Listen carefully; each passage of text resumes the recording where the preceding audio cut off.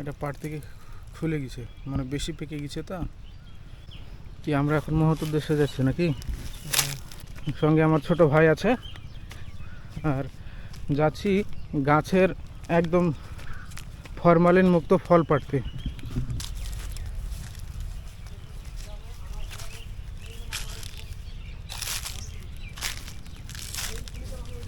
এই হচ্ছে আমার ছোট ভাই, এই গাছেরই আতা পাড়বো।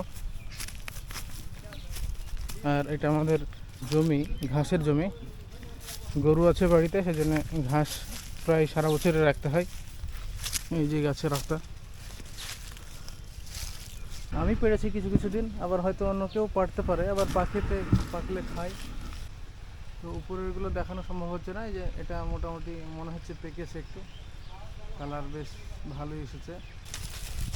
নাকি গাছে? হ্যাঁ, উঠ সাবধানে।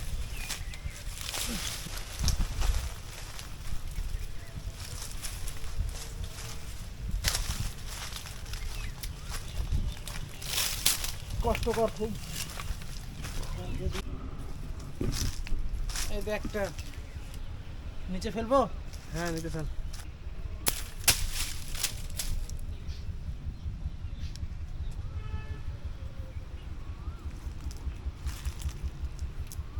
এই একটা, এটাও নিচে। একটা কটা হলো? 4-5টা হবে হয়তো টোটালে এখনো। দূরের গুলো তো অন্য কিছু নিয়ে এসে পাঠতে হবে। ওগুলো দাঁড়িয়ে নিচে থেকে হবে না, আর গাছে উঠে হবে না। ও বাড়ি থেকে বড় কিছু কিছু নিয়ে এসে বড় বাঁশ নিয়ে আসতে হবে। হ্যাঁ,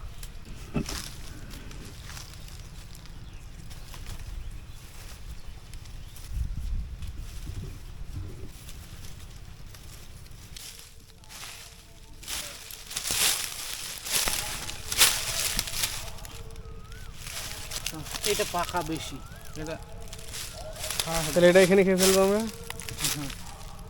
এই একটা, এটা কটা দিয়েছে, কটা হয়েছে? এটা বেশি পাকা। 2, 4, 5, 6টা। আর একটা এই ভিতরে পড়েছে যে ওই ঘাসের জঙ্গলে। এই যে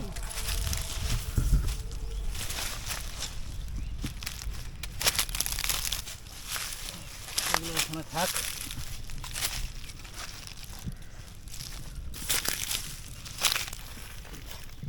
হ্যাঁ, এই আতাগুলো এবার বাড়ি নিয়ে যাওয়ার পালা। আর যেটা পেকেছে আমরা দুজনে মিলে খাবো। এটা পাড় থেকে, হাতেও নোংরা, কিছু করার নাই।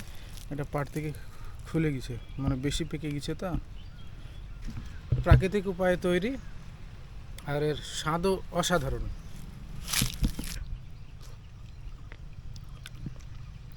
অত্যন্ত মিষ্টি এবং খুব সুস্বাদু।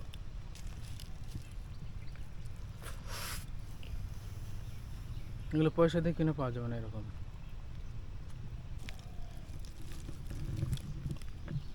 গাছের পাকা আতা, অনেক সময় অনেক জায়গায় দেখি শরীফাও বলে, শরীফা ফল বা আতা ফল। এর বিভিন্ন প্রজাতি আছে।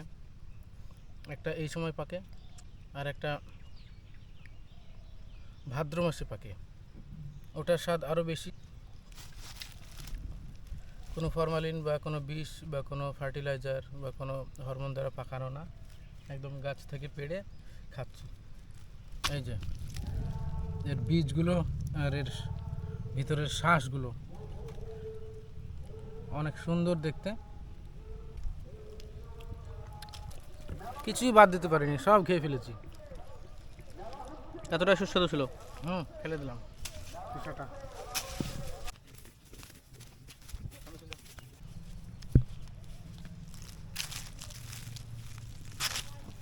তুই খাবি নাকি? তুই একটা, না সবগুলো তোকে দিয়ে বাদ বাকিগুলো আমরা খাবো। হ্যাঁ, তা হবে।